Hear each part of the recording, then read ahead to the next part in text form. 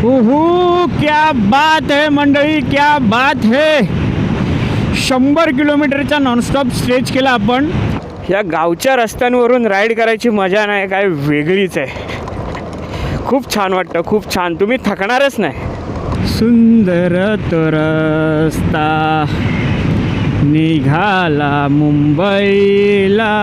आणि गावामध्ये ज्या चालीरीती परंपरा रूढी आहेत ना, तर त्यांना आपण मान दिलाच पाहिजे. कारण कधी काय चकवे वगैरे लागतील ना, तुम्हाला सांगू शकत नाही. इधर चला ये भी इधर चला, ये बीच में से चला. 4 लेनचा रस्ता आहे, 3 लेन तर यांनीच व्यापल्यात. असेच नवनवीन मनोरंजनात्मक ट्रॅव्हल मोटो ब्लॉग्स पाहण्यासाठी नितीन पास्टे या मराठी यूट्यूब चॅनलला सबस्क्राईब करा आणि बेल आयकॉन ऑल वर सेट करा आणि व्हिडिओ सर्वप्रथम पहा. आणि व्हिडिओ आवडल्यास व्हिडिओला लाईक, शेअर आणि एक सुंदर अशी कमेंट करायला विसरू नका. तर सुप्रभात मंडळी, सुप्रभात कोकणामधून. सुप्रभात म्हणजे आता दुपारचे 12-12:15 झालेत आणि आत्ता 11:30ला उठलो आपण. तर आता फ्रेश होऊन विचार करतो आहे मुंबईला किती वाजता निघायचा. कारण इथे आहे ना खूप जबरदस्त असं कडाक्याचं ऊन आहे. आणि आता मी आहे काकांच्या घरी. तर हा मागचा किचन. आणि मुंबईला तुमचा गॅस संपला असेल, पण आमच्याकडे गावाला चूल आहे. So no worry about gas. आणि असं रखरखीत असं ऊन आहे, एक नंबर तापवते. तर आता तोच विचार करतो आहे की किती वाजता निघायचं, कसं निघायचं आणि कोणता रूट फॉलो करायचा. कारण मुंबई गोवा हायवे तर बऱ्याच वेळा झाला आहे. जर कराड मार्गे पुण्याहून गेलो तर पुण्यातली ट्रॅफिक मिळते अननेसेसरी. तर त्याच्यामुळे तो एक संभ्रम आहे की पुण्यातून जायचं की आता मुंबई गोवानेच निघूया. मुंबई गोवाने गेलो तर 8-9 तासात, पुण्याने गेलो तर 1-1.5 तास अजून वाढतो, कारण किलोमीटर जास्त आहेत. आणि ते बघा,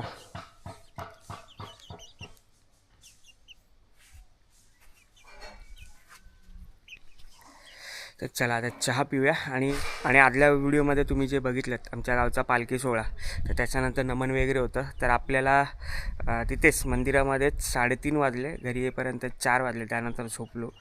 तर 7-8 वाजता उठलो होतो, पण म्हटलं झोपूया ना, आलो आहे आराम करायला तर झोपूया. तर आता निघूया.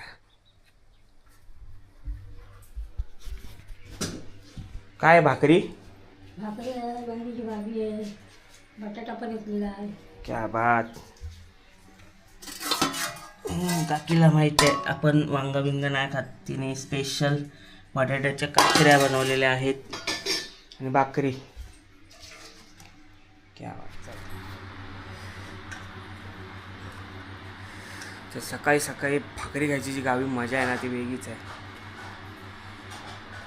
आणि फॅनशिवाय ना जमत नाही आपल्याला. तर ऑफिसमध्ये पण ACची सवय झाली ना सगळी, त्याच्यामुळे फॅन लागतोच या भाकरी खायला.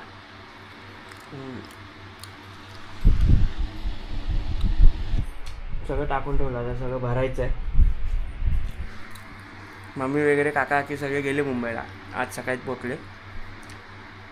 आपण कारण जास्त दिवस राहिलो ना, आमच्या गावात नेटवर्क नाही आहे.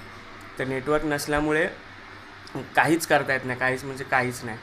त्याच्यामुळे हे सगळे जे व्हिडिओ केलेत ते मुंबईला जेव्हा आपण लेट जाऊ आणि तोपर्यंत कशा या गावातल्या माणसांची जी उत्सुकता असते ना, ती थोडी कमी होते, कारण ते लोक मग कामामध्ये बिझी वगैरे होतात. तर बघूया, जेवढं लवकरात लवकर टाकतील तेवढं करूया. भाकरी खाऊया, बघूया पुढे काय. तर सुंदर अशी झोप झाली, थोडंसं जेवून झोपलो, एडिटिंग केली आणि आता 5 वाजलेत. आता मुंबईला निघायची तयारी आहे. आणि इथे आपल्या घरी कामसुद्धा चालू आहे. हे आपलं घर आणि इथे आपण बाजूचा जो ओटा आहे तो पण व्यवस्थित करून घेतला आहे. त्यानंतर लाद्या टाकून घेतल्यात, आपल्या गावचीच मंडई आहेत. आणि ते तुळशी रोप हे पण तुटलं होतं. झालं ना आता फायनल काम फटाफट एकदम पत्ते. आणि तिथे डायरेक्टर बसलेले आहेत, आज निवांत आहेत.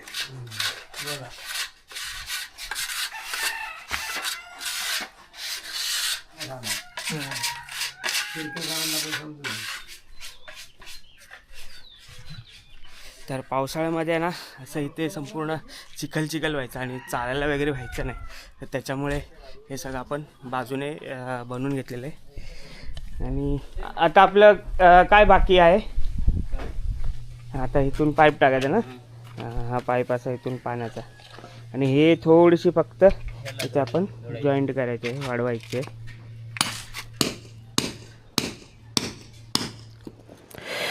तर फायनली आपली गाडी लोड झालेली आहे आणि निरोप घ्यायची वेळ आली. 5 वाजलेत आणि रायडिंग जॅकेट आता मी मागेच ठेवलं. ही इथेच राहू द्या, सुकवायला होईल काहीतरी. ती बाद होत आले. हे येतोयस मुंबईला? मुंबईला चल. अरे काय नाही येत आहे. हां चला काका निघूया. ओ काकी हां चले बाय. हो हो चला फायनली निरोप घेऊया.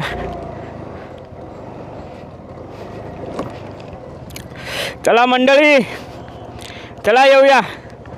Bye bye bye bye. हां हां नाही एकटाच आहे.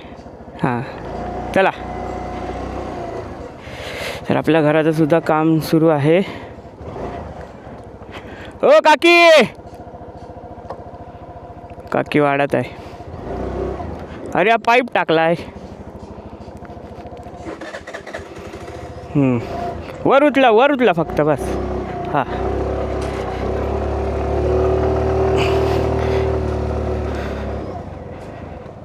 चला. हां हो चला पोरानो, बाय बाय.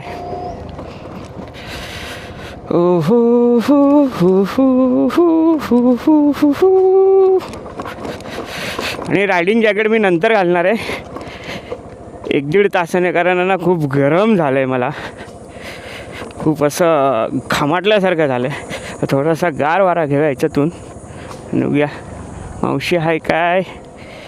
आजीची बहीण माझ्या मावशी. मावशी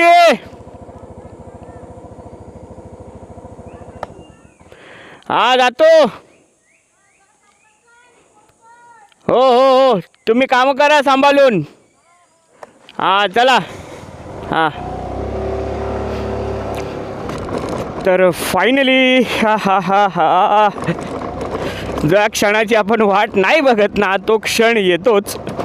या कोकणातून निरोप घ्यायची वेळ अगदी लवकर येते. म्हणजे आपण कधी मुंबईमधून इथे येतो, कधी ते देवाचं कार्यक्रम वगैरे संपन्न होतात आणि परतीचा प्रवासाला कधी सुरुवात होते ना, अगदी असं झटपट पटापट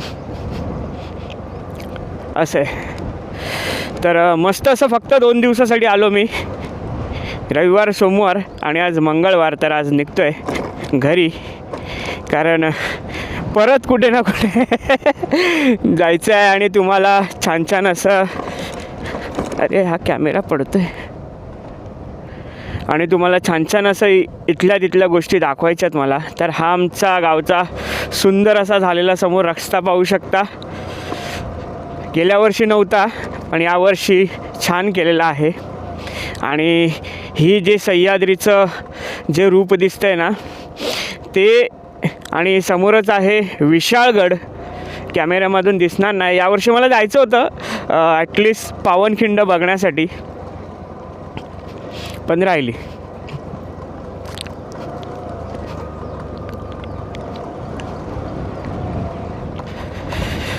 या गावच्या रस्त्यांवरून राईड करायची मजा नाही काय वेगळीच आहे. खूप छान वाटतं, खूप छान. तुम्ही थकणारच नाही. एक नंबर. आता पुन्हा कधी येऊ, जेव्हा देवाचं बोलवणं येईल तेव्हा. आता डायरेक्ट काय शिमग्यानंतर शेतीची कामं वगैरे चालू होतात गावच्या लोकांची, ती त्यांच्या कामांमध्ये व्यस्त होतात आणि डायरेक्ट येतो मग गणपती. आणि गणपतीला येण्याची रेलचेल चालू होते मुंबईकरांची, चाकरमान्यांची गावाला. तर गणपतीत तर माहिती नाही आता काय विषय आहे आपला, पण त्याच्या आधी कोकण एक्सप्लोअर करताना एक दिवस तरी येऊ. कारण यावर्षी पावसाळ्यामध्ये सुंदर असं कोकणातले इतर गावं किंवा इतर भाग मला एक्सप्लोअर करायचे आहेत. कारण जी आपली सबस्क्रायबर मंडळी वाढत आहेत तर खूप छान वाटतं आहे. हे बाबा देवा केदारलिंग देवा येतो रे. असंच लक्ष असू दे आमच्यावर. चले राहुल, हां बेट्या. जय बाबा केदारलिंग. क्या बात आहे. काल तर हे नव्हतं, आमच्या देवाची पालखी जेव्हा आली. क्या बात आहे देवा, तू या रस्त्याने गेलास आणि या कामगारांना सांगून गेलास की डांबरीकरण लवकरात लवकर होऊ द्या. तर इथलं डांबरीकरण हे अशा प्रकारचं असतं.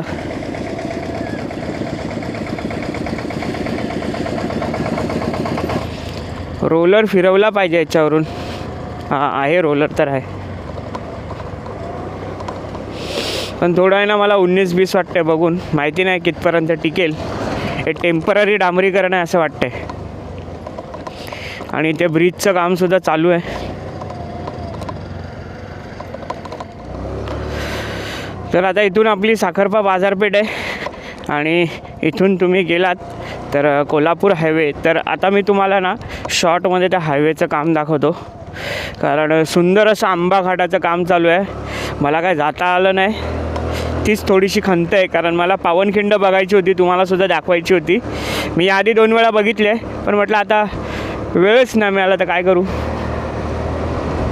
पण जो झालेला रस्ता आहे ना अगदी सुसाट बनवला आणि 1 नंबरवाला तो प्लेन स्मूथ रस्ता बनवला आहे. कारण आईसोबत आहे ना मी मामीला आणि मामाला बघायला गेलेलो, तर तेव्हा मुर्शी गावात गेलेलो, तेव्हा तो रस्ता बघितला आणि पाहूनच 1 नंबर प्रेमात पडलो. तर हा बघा, हा संपूर्ण रस्ता आहे ना. चला हा संपूर्ण रस्ता असाच अगदी सुसाट बनवलेला आहे. आणि हाच रस्ता मागच्या साईडला जातो आंबा घाटामध्ये, जो कोल्हापूरला जातो. इथून आंबा घाट एक 20-25 किलोमीटर आहे आणि कोल्हापूर असेल 60 किलोमीटरवर आहे कोल्हापूर. तर दीड पावणे 2 तासात तुम्ही कोल्हापूर गाठता.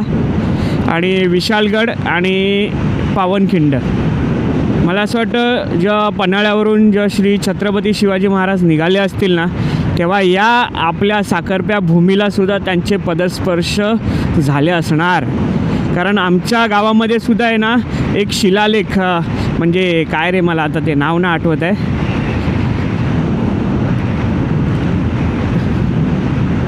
ज्यांच्या स्मरणार्थ जे कोरलं जायचं ना ते आहे आमच्या इकडे सुद्धा. कारण ते अशाच लोकांचं कोरायचं, जो व्यक्ती शूर होता त्या लोकांचं ते कोरून ठेवायचे. पूर्ण जीवनपट असतो त्याच्यामध्ये. मला आता ते नाव तोंडावर येत नाही असं. तर महाराजांचे पाय स्पर्श इथे झालेच असणार मला असं वाटतं. त्यातलंच माझं गाव हे साखरपा. आणि पावनखिंड माझ्या घरापासून आहे तब्बल 38 ते 40 किलोमीटरवर. अगदी सुंदर आहे. आंबा घाटाचा जो मेन स्पॉट आहे ना, तिथून राईट मारायचं आहे. आणि हा रस्ता असाच पुढे लांजापर्यंत बनतो आहे. आणि आपण देवरुखला पुढे घाट चढणार आहोत. आणि लांजालासुद्धा आणि काम अगदी जोरात सुरू आहे. मला असं वाटतं येत्या 1 वर्षात हे उडवून टाकतील फटाफट. हे बघा, इथे पाणी मारण्याची पद्धत पण काय भारी आहे, 1 नंबर. पाईपालाच खड्डे मारलेत आणि त्यातून पाणी मारण्याचं काम सुरू आहे. कारण बट ऑब्वियस खूप माती धुरळा उडतो.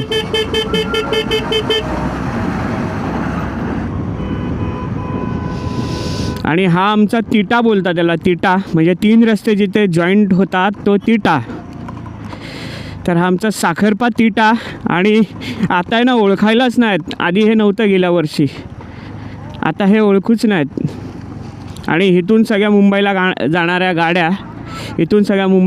गाड्या इथे लोक वगैरे थांबतात मस्त. आणि आता इथे बघा, संगमेश्वर 32 किलोमीटर, मार्लेश्वर 22 आणि देवरुख 16. म्हणजे 16 किलोमीटरवर आहे. देवरुख 16, तिथून संगमेश्वर 16, तिथून चिपळूण 45, त्याच्यानंतर तिथून महाड 25, महाडनंतर खेड पण 40 किलोमीटरच्या आसपास आहे. आणि खेडनंतर माणगाव त्याच दरम्यान आहे. म्हणजे आता आपलं आहे ना पाठ झालेलं आहे, कशानंतर किती किलोमीटरनंतर काय. त्याच्यामुळे मग राईड करायला कंटाळा नाहीत. आणि हा रस्ता आधी खूप सुंदर होता. तर गेल्या पावसाळ्यात त्याची खूप वाट लागली. याच्यावरून ॲक्टिवाच्या राईड्स बघा माझ्या जुन्या आहेत त्या. काय रस्ता होता. कालांतराने होणारच आहे, झीज प्रत्येक गोष्टीची होते. माणूस पण म्हातारा होतो हळूहळू. मंडळी, येतानाच्या व्हिडिओमध्ये जसं मी म्हटलं होतं ना, एक खिंडीमध्ये दैवत आहे, तर हे आहे. चला देवानो, येतो असाच सांभाळ करा आणि असंच सुखरूप मुंबईला न्या. तर मुंबईवरून येणाऱ्या कोणत्याही गाड्या किंवा मुंबईला जाणाऱ्या कोणत्याही गाड्या छोट्या मोठ्या सगळ्या इथे नतमस्तक होतात. आणि जर तुम्ही नाही थांबलात तर हॉर्न नक्की द्या, कारण इथले राखणदार असतात. आणि गावामध्ये ज्या चालीरीती परंपरा रूढी आहेत ना, तर त्यांना आपण मान दिलाच पाहिजे. कारण कधी काय चकवे वगैरे लागतील ना, तुम्हाला सांगू शकत नाही. त्याच्यामुळे जरी तुम्हाला विश्वास नसेल तरी त्या एका सर्टन पिरियडपुरती नतमस्तक व्हा.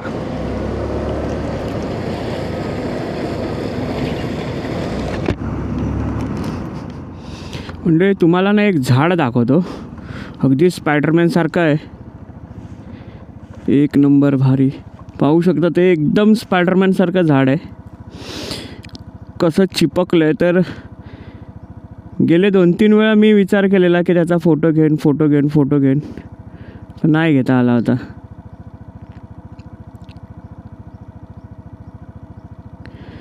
काय निसर्गाची किमया आहे ना, त्याची मुळं बघा ना किती खालपर्यंत गेलेली आहेत. एक नंबर दिसते. आणि फक्त कातळावर ते उभं आहे. कातळाच्या भेगांमध्ये त्याची मुळं घुसून ते उभं आहे. तर गेल्या 2-3 राईडमध्ये ना मी विचार करायचो थांबेन. पण आता तुम्हाला दाखवलं, आता गोप्रोमधून किती दिसलं असेल ते देवच जाणे.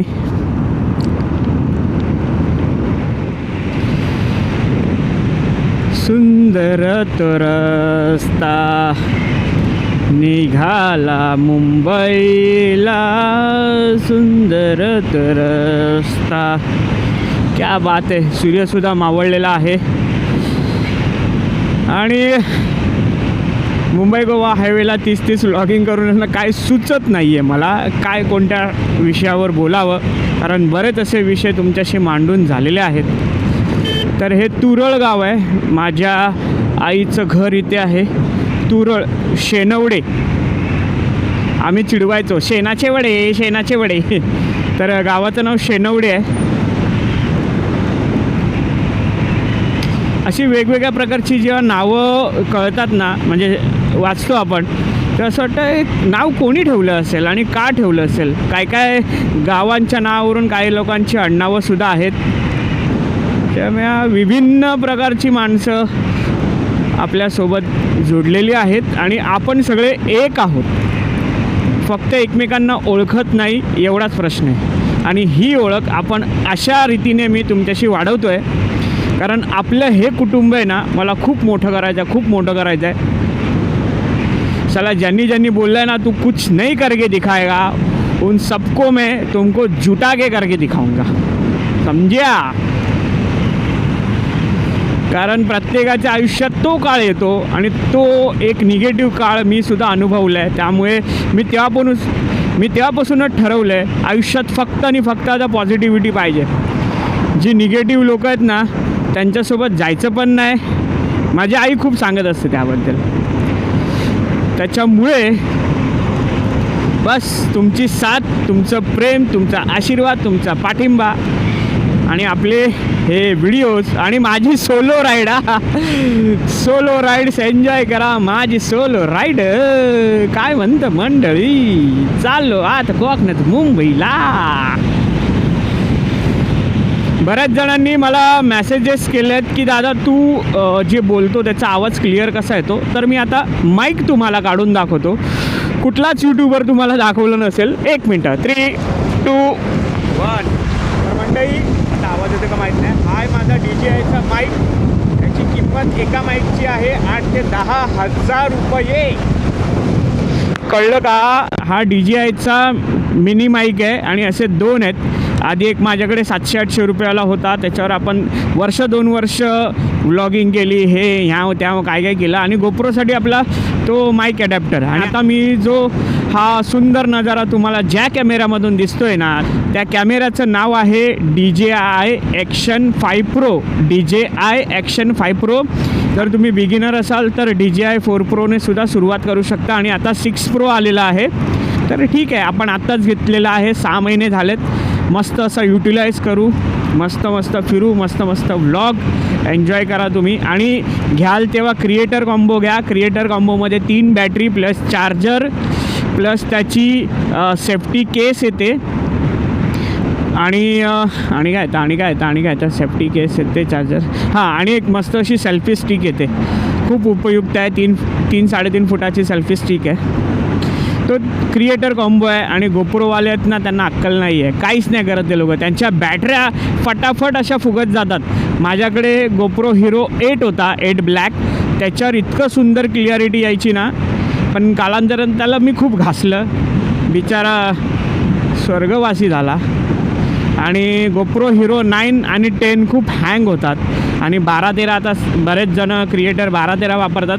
पण जे आता या मोटो ब्लॉगिंग क्षेत्रामध्ये आहे, आणि जर तुम्ही नवखे असाल, तुम्हाला घ्यायचं तर नीट ऐका, तुम्ही DJIचा Action 4 Pro किंवा 5 Pro घ्या. बजेट जास्त असेल तर 6 Pro सुद्धा घेऊ शकता. आणि माईकसाठी वेगवेगळ्या प्रकारचे अटॅचेबल माईक आहे, आणि मी वापरतो ब्लूटूथ माईक. त्याच्यामुळे हा क्रिस्टल क्लिअर आवाज तुमच्यापर्यंत पोचतो आहे. कारण तो माईक मी मोबाईललासुद्धा वापरू शकतो.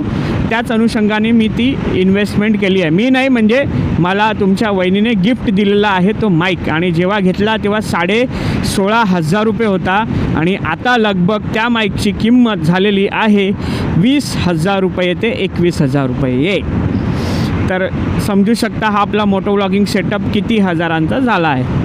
आणि हा जो कॅमेरा क्रिएटर कॉम्बो घेतलेला आहे, तर आम्ही ॲमेझॉनवरून डिस्काउंट ऑफर चालू होती. माझ्या SBI कार्डवर 2,500 रुपयाचं डिस्काउंट भेटलं, आणि काहीतरी दिवाळी डिस्काउंट होता 1,001 रुपये. तर 46,000ला मला पडला. 49,000चा होता, म्हणजे ते थोडंसं डिस्काउंट भेटलं, आणि आता प्राइजेस वाढलेल्या आहेत. क्या बात आहे सूर्यदेवा. चला, तुमची कामगिरी तुम्ही मस्त अशी बजावलेली आहे दिवसभर. सगळ्यांना, काहींना करपटवून टाकलं आहे, तर काहींना असा माझ्यासारख्यांना आल्हाददायक तुमचा जाण्याचा जी वेळ आहे ती सुंदर अशी तुम्ही दाखवत आहे, आणि सुंदर अशी राईड होते. आणि चुकूनसुद्धा मे महिन्यापर्यंत तुम्ही उन्हाळ्यामध्ये राईड करू नका. एक तुम्हाला सजेशन देईन, कारण डोळ्यांना खूप त्रास होतो. कारण डोळ्यांच्या ज्या नसा असतात ना, त्या अगदी आपल्या नाजूक असतात.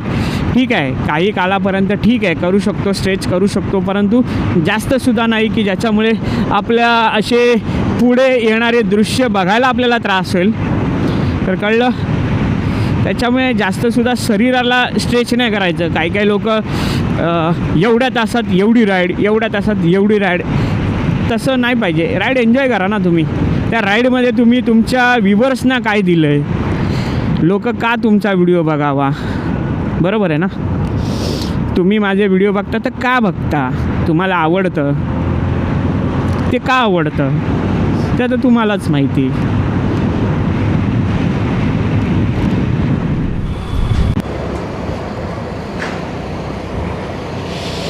तर म्हणजे चिपळूणला पोचलो आहे, आणि 7 वाजलेत, आणि पोटात ना थोडेसे कावळे ओरडायला लागलेत. तर काहीतरी खायची इच्छा झाली, भले तो वडापाव असो किंवा काही. कुछ चुन्नू मुन्नू खाने का, चुन्नू मुन्नू कुछ तो खाने का है. वडे वाले बाळाशेठ वडापाव सेंटर. तर चिपळूणमध्ये 15 मिनटाचा ब्रेक घेतला. इथे बाळशेठ वडापाव सेंटर, एक वडापाव खाल्ला, मस्त एक 10वालं लोकल कोल्ड्रिंक आणि पाणी प्यालो. कंटिन्यू 80 किलोमीटर आपण कंटिन्यू आलो होतो 1.5-2 तासामध्ये. Let's see. आता मस्त असा काळोख झाला आहे, आणि सुंदर अशी नाईट राईड होईल.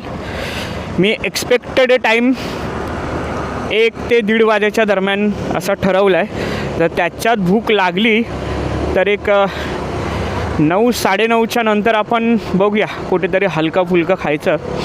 कारण सोलो राईडमध्ये आहे ना ते 2 रोट्या भाजी सब्जी किंवा थाळी वगैरे नाही जात आणि गेल्यानंतर एवढं हेवी होतं ना मजा नाहीत मग. कारण मग जे स्ट्रेच करायचा जो मूड असतो ना तो संपूर्ण निघून जातो. आणखी जिथे जिथे शहरं आहेत आणि जिथे असे फ्लायओव्हर्स आहेत तिथे मस्त असे लाईट्स आहेत. आणि आपण जसंच पेणच्या आसपास जाऊ ना तिथे हायवेला फक्त खांब उभे केलेत पण लाईट्स नाहीत. हा मोठा स्कॅम आहे, तुम्हाला पोचल्यावर मी सांगेन. फक्त खांब उभे केलेत आणि 2-2, 3-3 वर्ष लाईटच नाही लावलेल्यात. कोण विचारणार आहे का नाही लावली? हे बघा, म्हणजे इन शॉर्ट हे असे. तर सुंदर अशा नाईट राईडला आपली सुरुवात झालेली आहे. तर कुर्सी की पेटी बांध लो, देखेंगे क्या क्या नया एक्सपीरियंस अपने को आएगा बीच रास्ते में. आता आपण परशुराम घाट चढतोय. पुन्हा एकदा नाईटमध्येच आपण कवर सगळे घाट आता नाईटमध्येच क्लिअर करणार आहोत. कोकणातला सगळ्यात खतरनाक आणि ॲक्सिडेंटवाला हा घाट आहे भोसते घाट. आणि याच्या घाटातलं एकच टर्न आहे, ते मी बऱ्याचदा सांगितलं आहे. आणि आत्ताच कॅमेरा ऑन करण्यापूर्वी आहे ना भरपूर अशा काचा पडल्या होत्या. म्हणजे आठवड्याच्या आसपास काही नाही काय होतच राहतं. इथे बघा हा घाट वाढवण्याचं कामसुद्धा चालू आहे. म्हणजे हा टर्न आहे ना थोडासा मोठा करतील, खालून भरणी टाकून हे सेफ्टी वॉल्सचं काम चालू आहे. आता ह्याच्यामध्ये दिसतं आहे की नाही माहिती नाही, पण मला अशा तारावर आलेल्या दिसत आहेत. कारण अजून एक 3-4 मीटर पुढे आहे थोडंसं असं हे काय म्हणू शकतो मातीचा डोंगर. तर त्यालाच खालून भरणी देऊन मोठं केलं जातं आहे. कारण हा टर्न मारायला ना तेवढा मोठ्या गाड्यांना तो कंट्रोल बसत नाही भरपूर. म्हणजे आत्तापर्यंत जेवढं मी बघितलं ना ह्या घाटात आठवड्याला एक तरी ॲक्सिडेंट होतो, 1-2. त्यामुळे जपून यायचं. खतरनाक आहे, एकदम खतरनाक. आपण आता खेडला पोचलो आहे आणि आपल्याला निघून 3 तास झालेत. 3 तासात 120 किलोमीटरच्या आसपास आपण रन केलं आहे. आणि आता पोचू आपण खेडला. आणि खेडवरून अजून एक 5 तास लागतील आपल्याला पोचायला.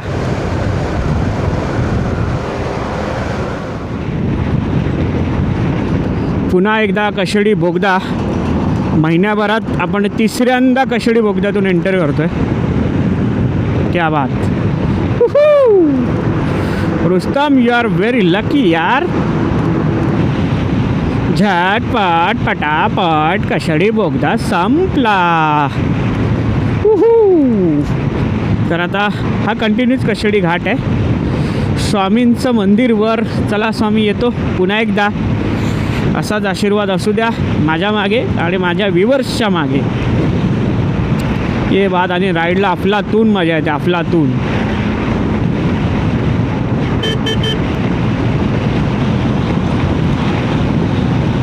बघा ना फक्त दिवे लावून ठेवलेत.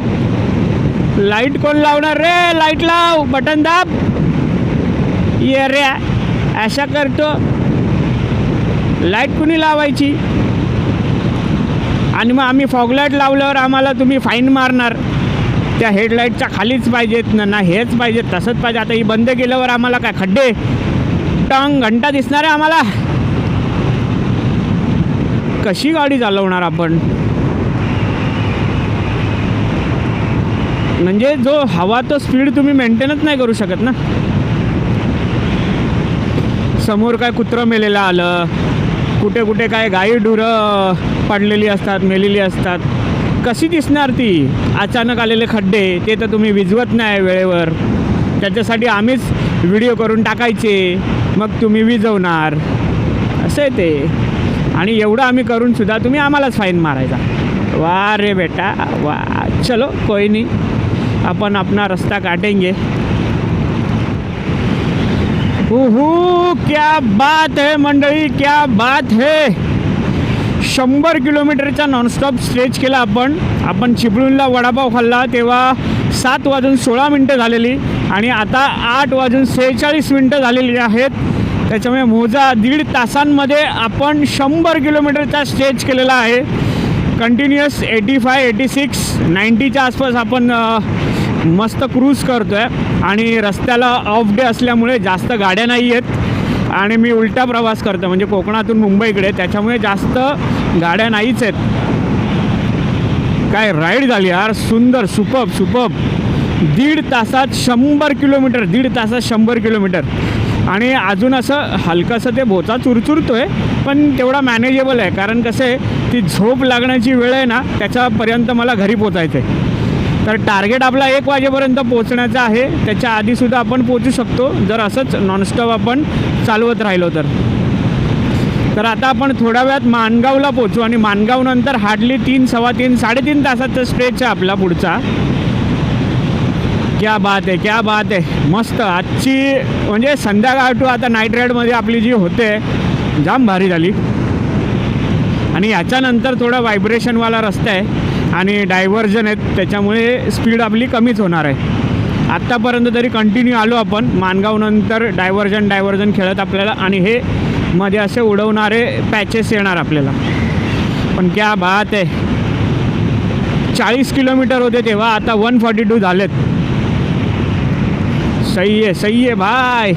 आणि ते सुद्धा आपण स्कूटरवर राईड करतो, स्कूटरवर. भले भले बायकर्स 100 किलोमीटर मध्ये थोडे थोडे थांबतात. मी असं कोणाला नावं ठेवत नाही, पण असे सुद्धा भरपूर स्कूटर रायडर आहेत. त्यांनीसुद्धा मस्त मस्त राईड करत त्यांच्या जर्नी सफल केलेल्या आहेत.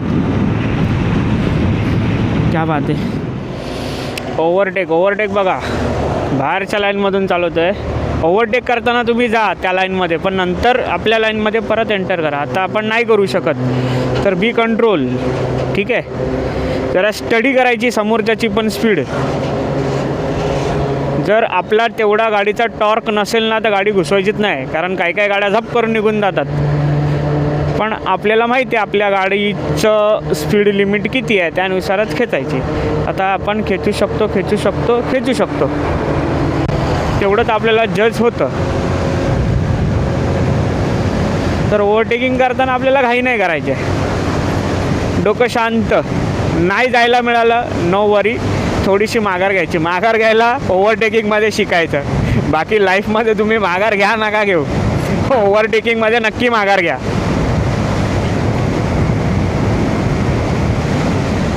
आणि माणगाव क्रॉस केला, आता आपण इंदापूरला पोचतोय. आणि झटपट पटापट मस्तच राईड होत्या, मस्तच. म्हणजे शब्द नाहीत. म्हणजे आत्ताच्या ह्याच्यामध्ये माझी fastest Konkan to Mumbai ride ठरू शकते जर मी थांबलोच नाही तर. कारण 9 वाजलेत, 5 वाजता निघालेलो. 4 तासांमध्ये आपण थांबा सांगतो, 60, 70, 200 किलोमीटर केलं आहे 4 तासांमध्ये. म्हणजे ॲव्हरेज 50च्या हिशोबाने. वडापाव खायला 15-18 मिनटं थांबलो होतो आपण आणि पेट्रोल भरलं होतं. आता विचार करतो डायरेक्ट पेट्रोल भरायला थांबू 30-40 किलोमीटर नंतर. म्हणजे मी जे बोलतो ना, मी पेट्रोल टू पेट्रोल टँक थांबतो, तर हा त्याला अपवाद ठरेल. अबो बापरे, रस्त्याच्या मधोमध काय रे, कसे लोक. थोडा डोक्याने सायको वाटला. ठीक आहे, सोडा. असं फॉगलाईटमुळे ते दिसतं. नॉर्मल लाईटला तुम्हाला दिसलाच नसतं तो माणूस.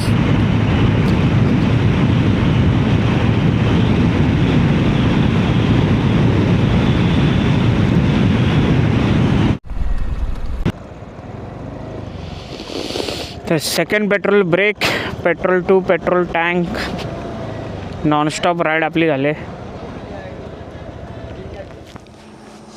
तर म्हणजे आपण नॉनस्टॉप आलो आहे आणि आता पेट्रोल भरलं आणि ना आता वायझर वगैरे क्लीन करायचे. 300-400 किलोमीटरची राईड असते ना, किंवा 200, 100 किलोमीटरनंतर वायझर चेंज करा. मोस्टली तर रात्री तर पाण्याने मस्त क्लीन करू. कारण या राईडला मी टिश्यू पेपर आणलं आहे, मागे मी तुम्हाला बोललो, तर घेता घेता तो टी व्हीच्या इथेच राहिला. तर एक तुम्हाला वायझरमधला डस्ट दाखवतो. हे नॉर्मल आहे ना, तरी असं काहीसं दिसतं आहे. आता तर असं दिसतं आहे हे. जेव्हा तुम्ही वर करून चालवता ना, तर ह्याच्या आतमध्ये गॅपमध्ये पण धूळ माती खूप जाते. तर आता याला पुसूया आणि आपले हे पण मिररसुद्धा पुसूया मस्त. तर आता मस्त क्लीन झालं एकदम, एक नंबर. दाखवतो तुम्हाला, आता फरक जाणवतो का बघा. आता एकदम थोडंसं क्लीन झालं आहे मस्त. आणि आणखीन एक तुम्हाला सांगतो, तर भूक लागले, थोडीशी सोबत बिस्किट आणलेत, 3-4 बिस्किट खाऊ. आता काय जेवायची इच्छा नाही आपली. आणि दुसरं एक तुम्हाला सांगतो की जेव्हा तुम्ही कंटिन्यू स्टेजच्या मूडमध्ये असता ना, तर कुठेतरी वायफळ वेळ घालवून थांबायचं नाही. कारण नंतर आपली इंद्रिय असतात ना, ती शांत व्हायला सुरुवात होते. म्हणतात ना हार्मोनल चेंजेस, तर असे इंद्रिय आपली शांत होतात. त्यांना वाटतं की हां बाबा याने रेस्ट घेतली आहे, तर आता आपण आराम करूया. मग त्या आरामच्या मूडमध्ये जातात आणि नंतर मग तुम्हाला आळस येतो. त्यापेक्षा जितकं लवकर होईल थोडासा 5-10 मिनटं गाडीला आराम द्या आणि मग लगोलग निघा. तर आता मी पण थांबत नाही, खाऊ 2-3 बिस्किटं, पाणी पिऊ, कंटिन्यू राईड करू. कारण नंतर मग परत थांबलो ना, मग तो एक वेगळ्या प्रकारचा कंटाळा येत जातो तुम्हाला.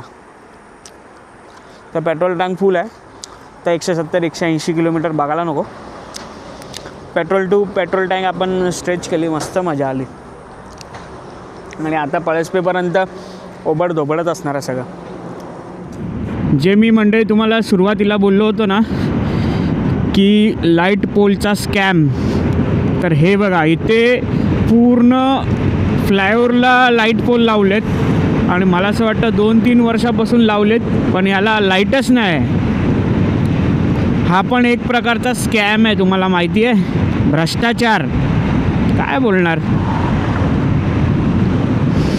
हा बघा, हा अजून एक फ्लायओव्हर जिथे खांब आहेत पण लाईट नाही आहे. काय म्हणणार. बघा या व्हिडिओमध्ये काहीतरी हे वेगळं बघा. हा बघा, हा आणखीन एक ब्रिज, लाईटचे पोल म्हणजे खांब लावले आहेत आणि लाईटच नाही. क्या बात आहे, वा वा, तुमची तारीफ करावी तेवढी कमी आहे.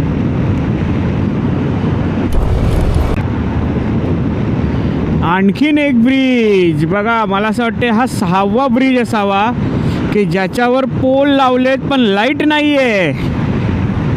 म्हणजे का लावलेत, कशासाठी लावलेत. आता हा कितवा ब्रिज असावा बघा. हो, काय बोलावं, काय सुचत नाही. 8 ब्रिजच्या वर झाले, फक्त खांब लावून ठेवलेत. आणि हा लाईट खांबांचा स्कॅम आहे, हा भ्रष्टाचार आहे एवढा. समजू शकतो की एका ब्रिजला लाईट नसेल, काहीतरी इलेक्ट्रिकल अडचण असेल किंवा काहीतरी फॉल्ट असेल, पण 8 ब्रिजना खांब लावून ठेवलेत परंतु लाईट नाही आहे आणि कोणीच काही बोलत नाही आहे. काय साहेब, देखो साहेब, देखो, तुम्हारे नज़रों से देखो मैं कुछ झूठ या गलत बोल रहा हूँ. काय को ऐसा करताय. आमच्याकडून पैसे घेता तर सेवा द्या ना प्रॉपर 100%. सामान्य माणसाकडून तुम्ही 100% सगळं झालं पाहिजे. टॅक्स भरण्यापासून, नियम पाळण्यापासून सगळंच.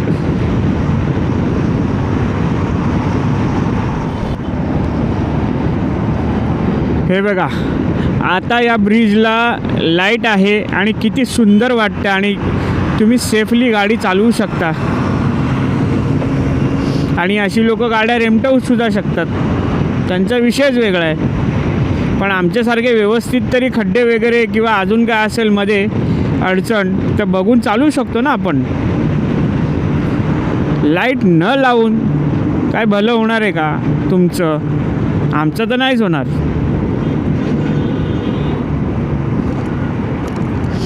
मी तुम्हाला बोललो होतो ना, पेन सिटीमधला जो ब्रिज आहे ना त्याला परफेक्ट लाईट आहे. आणि हे बघा, हेच ते ब्रिज आहेत. काय साहेब असं करता. हा दुजाभाव आहे साहेब, दुजाभाव. तुमचं लक्ष इकडे आहे पण मागे कुठेच नाही आहे.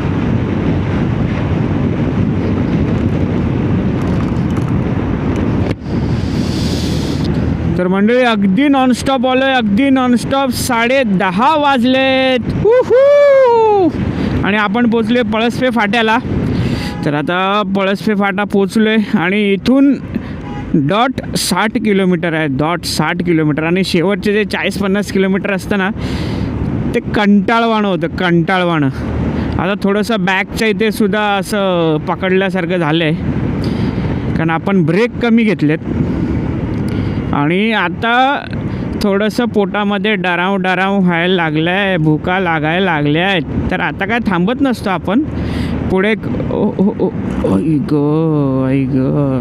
पुढे वॉटर ब्रेक घेऊ आणि नॉनस्टॉप जाऊ. आम्ही जायचं कुठल्या लेनमधून?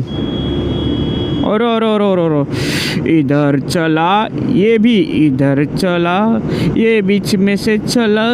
4 लेनचा रस्ता आहे, 3 लेन तर यांनीच व्यापल्यात. चलो जाएंगे, कुछ नहीं. चलो सेकेंड लेन. ओके, मिरर देखो, ऐसे करते वक्त पीछे से कोई आ रिया, ठोक रिया, फिर चले जा रिया. अब ये फर्स्ट में से सेकंड में आया आणि 4 लेनच्या कधी 3 लेन होतील काय कळणार नाही. चलो थर्ड लेन से अपन जाएंगे, पीछे देखेंगे. 4था लेन. रॉंग साईड, कधी रॉंग साईड करावी लागते, कारण रस्ता खुल्ला आहे. यांच्या मागून राईट साईडच्या गाड्या झप करून निघतात. तर जिथे पॉसिबल आहे तिथे या साईडून ओव्हरटेकिंग करा, पण बघून मागचा मिरर. जैन पेटी सुसाट रस्ता. आणि या रस्त्याला सुद्धा सरप्राईजवाले खड्डे आहेत. मैं दाखवेन तुम्हाला, मैं दिखाऊंगा. त्यामुळे ना आपली नजर या रस्त्याने जाऊन येऊन आता परफेक्ट बसली आहे, किती अंतरावर काय येईल असं. हे बघा, आता बघा, इथे बघा, इथे बघितलं, थपाक चिंडबाक डमडम. जेवढं आपण झटपट पटापट कोकणातून आलो ना, पळसपे फाट्यानंतर आपल्याला मोठमोठे ट्रेलर, नंतर कंटेनर, भरपूर ट्रॅफिक भेटली. आणि आता पण बघा मुंबईत शिरतोय. बापरे, इथेच चालवायला कंटाळा येतो. त्या पळसपे फाट्यानंतर जी मजा येते ना कोकणात जायला, आणि कोकणातून पळसपे फाट्यापर्यंत, त्यानंतर ती नवी मुंबई थोडीशी ठीक आहे, पण आपल्या मुंबईत बा आता रात्रीचे वाजलेत 12. आई ग. आणि आता थोडंसं झोप येते. पोचू 10 मिनटात. बरोबर वेळेत आलो आपण. पण हे असं चालवायला ना, रेंगाळत चालवायला आता हे वाटतंय, कारण आपल्या डॅशबोर्डवर आपण 80, 85, 70, 75 बघितलेत. हा बघा, क्या बात आहे. The next day. तर म्हणजे रात्री जबरदस्त असा प्रवास करून आता ऑफिसला आलो आहे. ऑफिसची कामं आटपतोय आणि आपण 12:20, 12:25 म्हणजे 12:30च्या आसपास आपण पोचलो. आणि एकंदरीत राईड कशी वाटली ना नक्की कमेंट करून सांगा, कारण आत्तापर्यंतच्या याच्यामध्ये माझ्या नाईट राईडच खूप झालेल्या आहेत आणि तुमचा सुंदर असा प्रतिसाद आपल्या नाईट राईडला आलेला आहे. तर सुंदर अशी सेफली राईड झाली. तर एकंदरीत व्हिडिओ कसा वाटला नक्की कमेंट करून सांगा. तर भेटूया अशाच एका दुसऱ्या नवीन व्हिडिओमध्ये. तोपर्यंत सगळ्यांनी काळजी घ्या.